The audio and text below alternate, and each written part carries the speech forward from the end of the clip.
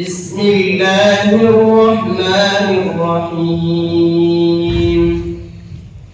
إذ قال الله يا عيسى إني متوفيك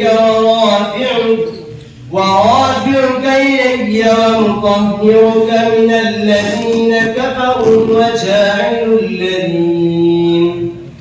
وجاعل الذين اتبعوك فوق الذين كفروا إلى يوم القيامة ثم إلي مرجعكم فأحكم بينكم فيما كنتم فيه تختلفون.